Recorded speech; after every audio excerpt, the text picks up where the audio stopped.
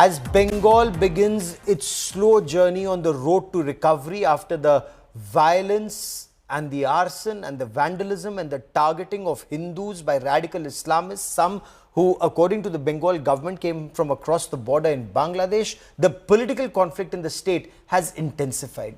West Bengal Chief Minister Mamata Banerjee, she met imams in Bengal today and launched her sharpest attack on the Narendra Modi government, calling the unrest in Murshidabad a pre-planned conspiracy.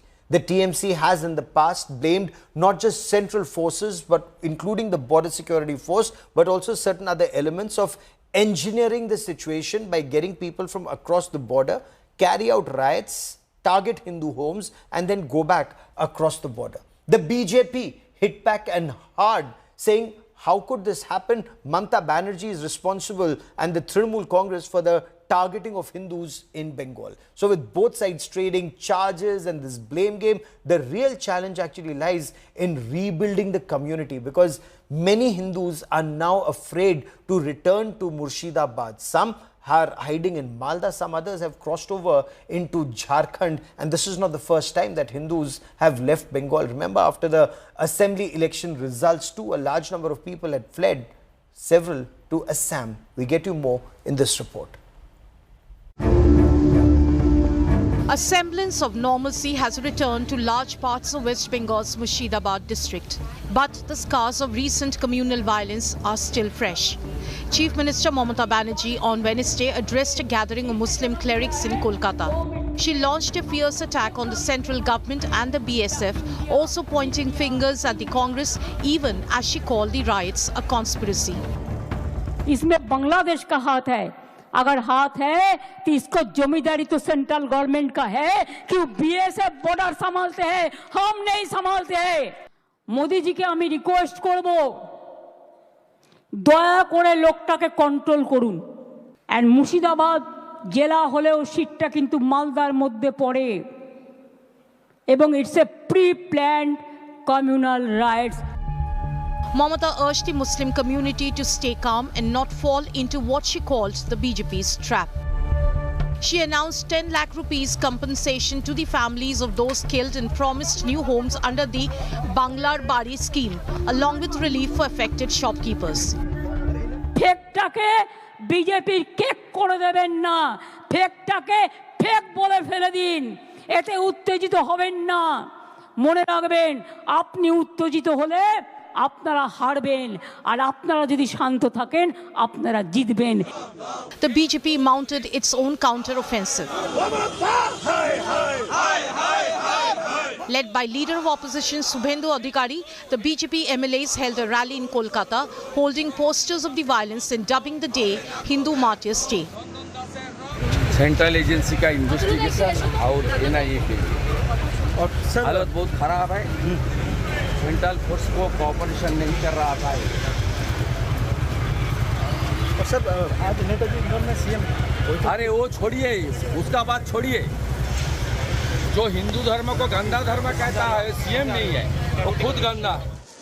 A team of the National Human Rights Commission will visit Murshidabad to probe incidents of Hindus being targeted and the killing of Har Gobindo Das and his son Chandan Das. इस तरीके की नफरत, और वो भी यदि सरकार के नुमाइंदों की मौजूदगी में लोगों की हत्या हो रही है, तो स्थितियां भयावह हैं, बर्बर हैं, खतरनाक हैं. भारत के अंदर भारत के नागरिकों को अगर अपने प्राण बचाने के लिए रिफ्यूज लेना पड़ रहा है, तो हम समझ सकते हैं कि प्रशासन कहीं ना कहीं फेल हुआ है. इस कारण हमने ये निर्णय लिया है कि मानव अधिकार आयोग की एक टीम वहाँ जाएगी, इस घटना की जाँच करेगी. As the TMC and BJP trade accusations, on the ground, stories are of loss, grief and a slow road to recovery. Bureau Report, India Today.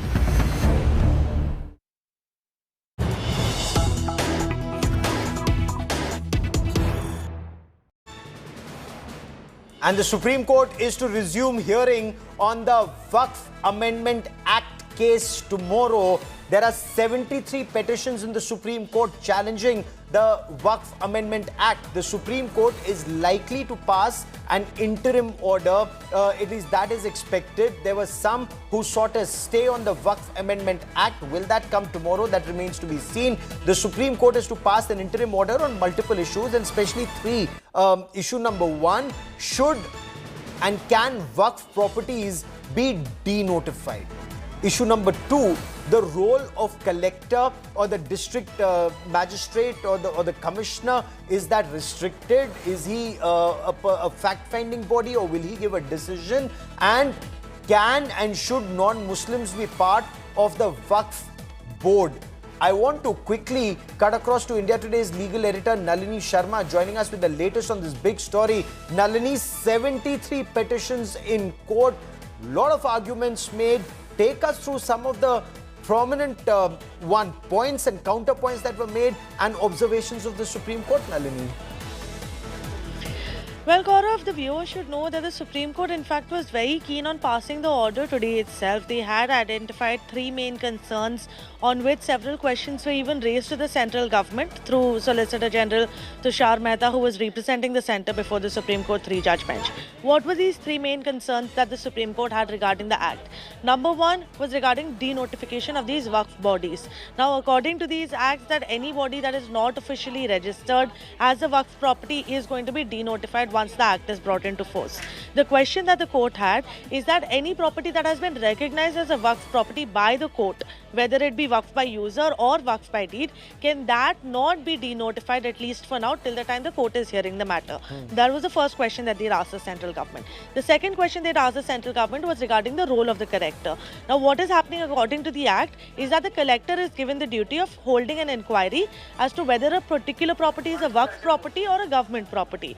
Now, during the time that this inquiry is going on, it is said in the Act that this property cannot be considered to be a Waqf property in that interim period. So the court has questioned whether or not this proviso, where this in the interim period the property is not considered to be Waqf property, should this be allowed to continue, or should they stay this particular provision? The third and the most important that the Supreme Court has asked is regarding the inclusion of non-Muslim members into the Waqf boards and the Central Waqf Council.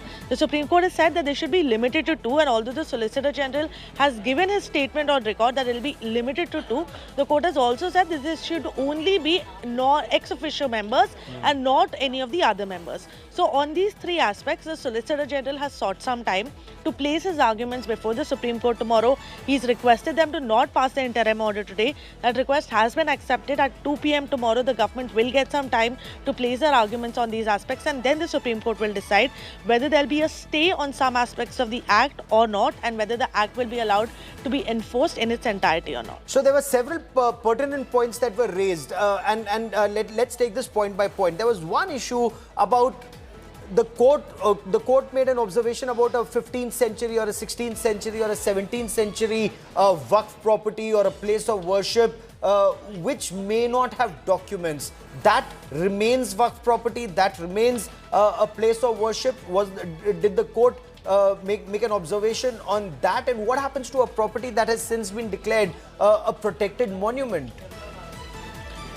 So, Gaurav, the first part of the question that you raised will be tackled by the Supreme Court in the first point that I stated as to whether or not such properties should be denotified. Now, the concern of the petitioners was that how Waqf by user actually works is that there are no official deeds in place or documents in place that recognize that property as a Waqf property. It's considered to be a Waqf property by virtue of the fact that it's been used for Waqf purposes for several years. So should such properties be denotified or not is the main question that the Supreme Court was considering, because that was one of the biggest points of objection that even the petitioners had raised, saying that there are so many old properties that have been Waqf properties by virtue of the fact that they've been used as Waqf properties, and it's not possible to find the documents of all these monuments and masjids that have been functioning from the 14th or the 15th or the 16th century. The Chief Justice agreed with him, and the Chief Justice did say that it's not possible to find these documents. So in that case, whether or not the court can intervene and the court can step in and take take matters into their own hands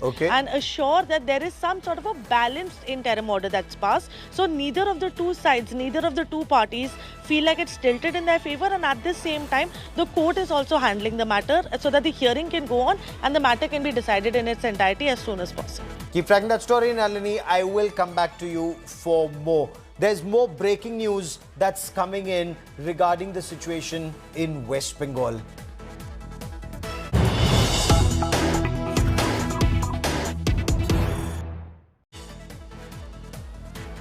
The Parliamentary Standing Committee on Home Affairs will visit Bengal, is what sources are telling India Today. BJP MP Soumitra Khan has demanded that the Parliamentary Standing Committee on Home Affairs should visit Murshidabad, the centre of targeting of Hindus, as the BJP puts it. Soumitra Khan has written a letter to the Parliamentary Standing Committee on Home Affairs chairperson Radha Mohan Das Agrawal. He wrote that the committee is going to visit the state soon to assess the situation on ground in Bengal.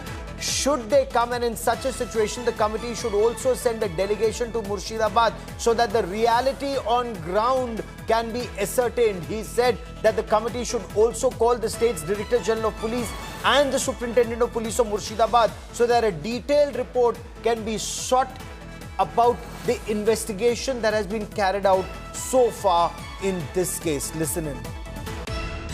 Mister Radha Mohan Agarwal ji को मैंने letter दिया हूँ, जहाँ पश्चिम बंगाल आइए, आपका नेतृत्व में हम लोग सब मुर्शिदाबाद जाना पड़ेगा और पश्चिम बंगाल का police DGP and Murshidabad SP को आप लोकसभा में बुलाइए। ये इन्वेस्टिगेशन में कितने आगे बढ़ा, कितने अरेस्ट हुआ और बार बार एक घटना पश्चिम बंगाल में हिंदू के ऊपर क्यों हो रहा है, इसके इन्वेस्टिगेशन करने के लिए और इसमें आगे ना हो, इसलिए मैंने राधा मोहन जी को चिट्ठी दिया है as a standing committee member of the home affairs.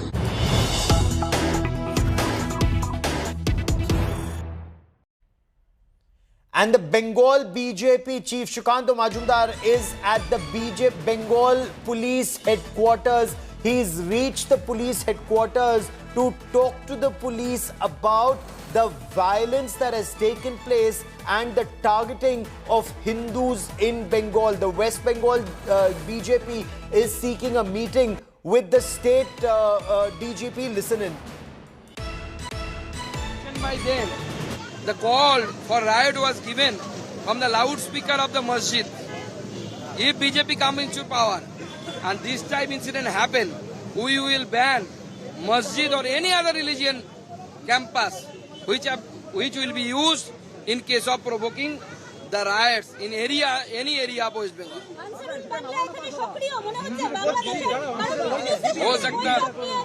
हो सकता है अंसारुम बांग्ला से लेकर जमात से लेकर सब यहाँ पे एक्टिव हो सकते हैं और ममता बनर्जी अलाउ करती है लगातार 5 सालों तक इनकी एक्टिविटी चलाने के लिए। पीएफआई का भी एक्टिविटी मुर्शिदाबाद में थी उस समय, आपको जैसे मैंने बताया, अभी भी वीडियो अवेलेबल है कि PFI was active there, PFI organised a camp there and the ceremonial ending ceremony and at the ending ceremony of that camp, the TMC local MLA Maninul Islam, he was present, and when the PFI was banned throughout the country, lots of people were arrested, those are related to PFI, but no one in the state of West Bengal was arrested by the West Bengal police. So that's why an indirect indulgence is there from the administration of the state. Malda Murshidabad में अभी तक नहीं गई ममता बनर्जी, लेकिन Netaji stadium में इमाम मुअज्जिन के साथ मीटिंग हुआ। नहीं, वो वोट बैंक अपीसमेंट करने के लिए गए हैं। उन्होंने तो अपना रास्ता क्लियर कर दिया। उन्होंने पहले ही बता दिया था कि ये दुधेल गाय है, मिल्किंग काउ है। तो जो कहा उनके भाषण में अगर मैं बोलूं तो अगर जो गाय दूध देती है उसकी लाद भी अच्छा है। प्रॉब्लम है कि दूध और खीर वो खा रहे हैं, उनके भतीजे खा रहे हैं, लाद हम लोग खा रहे हैं, हिंदू खा रहे हैं। तो दूध पी रहे हैं उनके भतीजे और वो, और लाद हिंदू, कॉमन हिंदू, गरीब हिंदू, वो लाद खा रहे हैं। कब तक वेट करेंगे सुकांत दा यहाँ पे? जब तक वो नहीं आएंगे। हमारे पास तो उपाय नहीं है।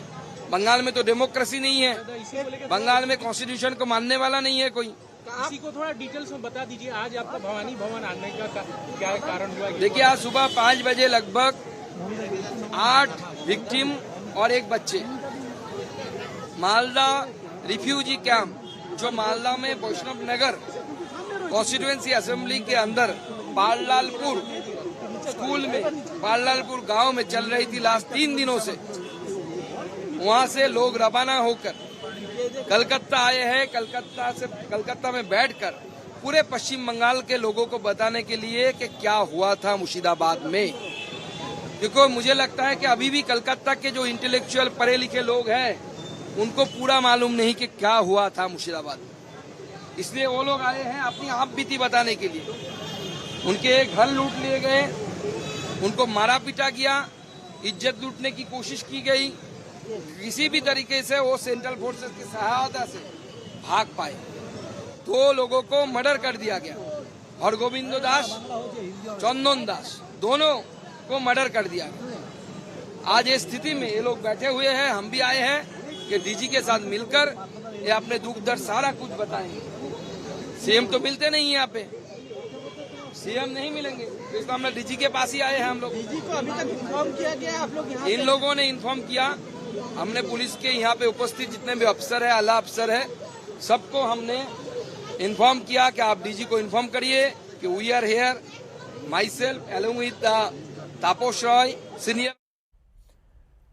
And let's quickly cut across to India Today's Rajesh Saha now joining us live from the police headquarters on this big story. Rajesh, as far as the Bengal BJP is concerned, they want to draw national attention to the targeting of Hindus. Now this effort to meet the DGP, what is their strategy? What is their game plan? What is their plea? Well, you know, the State Chief Minister Mamata Banerjee had already a meeting with the imams of West Bengal in Netaji Hindu Stadium today, where the Chief Minister said that outsiders, especially Bangladeshis, were brought from Bangladesh and other states in Bengal to create rakas and to make violence in Murshidabad. But state BJP believes that is not the reality, that is not true. So BJP State President Shukanta Majumdar, along with the state BJP leadership, has brought 11 victims who have been affected by the violence in Murshidabad to West Bengal Police Headquarters, which is Bhavani Bhavan in Kolkata, to meet West Bengal Police Chief, the DGP Rajiv Kumar. And Shukanta Majumdar wants the DGP to hear the truth, the reality, whatever they have experienced directly from the victims who have experienced the violence in Murshidabad in last 4 to 5 days. And after arriving at West Bengal Police Headquarters, Shukanta Majumdar found that the door is locked, and Kolkata Police has made a corridor over here to stop BJP team, and they have been already stopped by Kolkata Police in front of the State Police Headquarters main gate. And after that, Shukanta Majumdar had a conversation with Kolkata Police, but police told Shukanta Majumdar that the DGP Rajiv Kumar is not present over here right now. He is busy in his work. But Shukanta Majumdar is not willing to leave that place without meeting State Police DGP Rajiv Kumar. After that, State Bengal BJP President Shukanta Majumdar is waiting with the 11 victims of Murshidabad violence in front of the main gate of Bengal Police Headquarters, Bhavani Bhavan. Right now, he is still waiting to meet Bengal DGP, but DGP is not over here. As per the sources, DGP was in Murshidabad since last 4 days. He was monitoring the situation. He was overseeing the situation, sitting in Murshidabad himself. So DGP is not present over here. But Shukanta Majumdar has said that he will not leave that place without meeting West Bengal Police DGP Rajiv Kumar with the 11 victims of Murshidabad. Okay, keep tracking that story. I will come back to you for more. Rajesh Saha reporting on Shukanta Majumdar sitting with the victims of the Murshidabad violence outside the DGP's office in Kolkata.